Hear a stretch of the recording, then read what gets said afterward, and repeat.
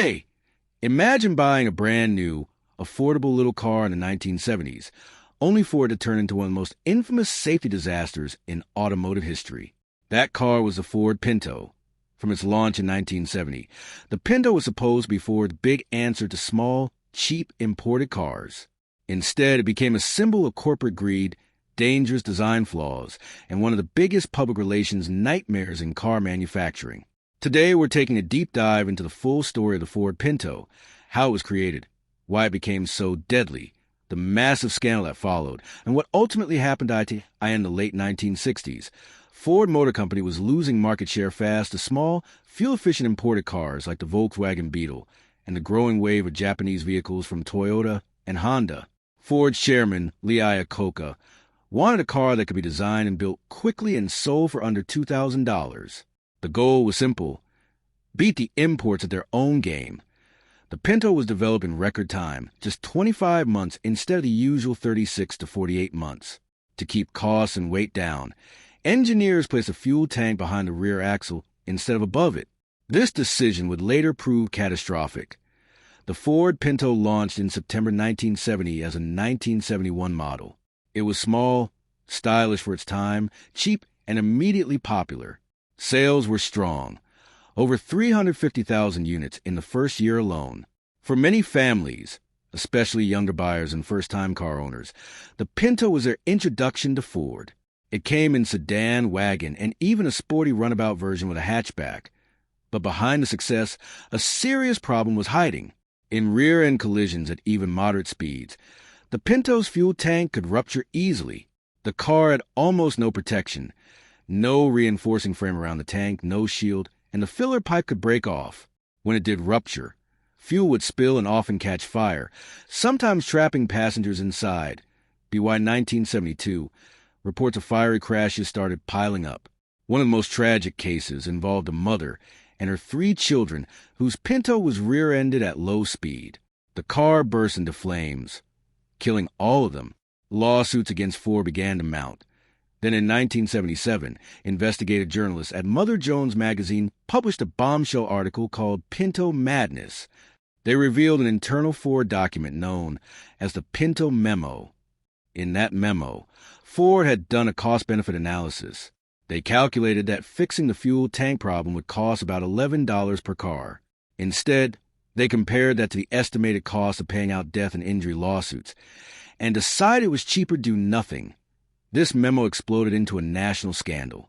Suddenly, the Pinto wasn't just a flawed car. It became proof that big corporations value profits over human lives. Media coverage was relentless. The Pinto was called the barbecue that seats 4. It became one of the most hated cars in America in 1978. Under massive pressure, Ford finally issued a recall for 1.5 million Pintos.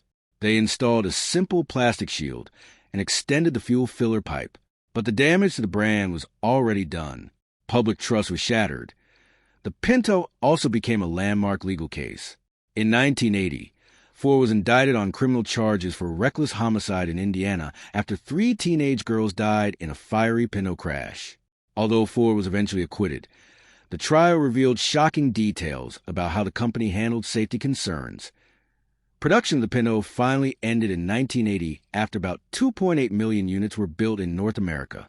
By then, Ford had moved on to newer models like the Escort. The Pinto name was quietly retired, forever tainted by its reputation. So what really caused the disaster? Multiple factors came together. The car was rushed through development.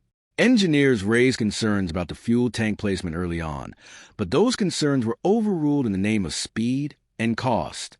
Government safety standards at the time were much weaker, rear-end collision tests were minimal, and corporate culture at Ford in the 1970s prioritized profit and market share above almost everything else. The Pinto scandal had a lasting impact on the entire auto industry. It helped push stricter federal safety regulations. It changed how companies handle recalls.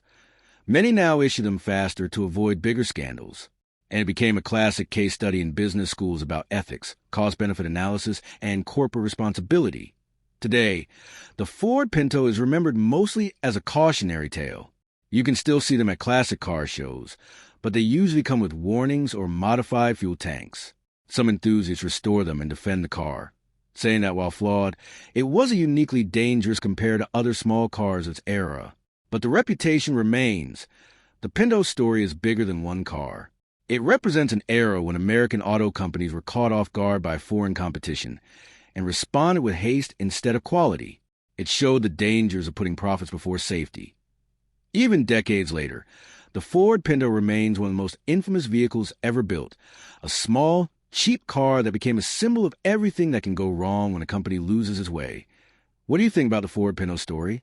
Was Ford unfairly demonized, or was the criticism completely justified? Have you ever ridden in or driven a Pinto? Drop your thoughts in the comments below.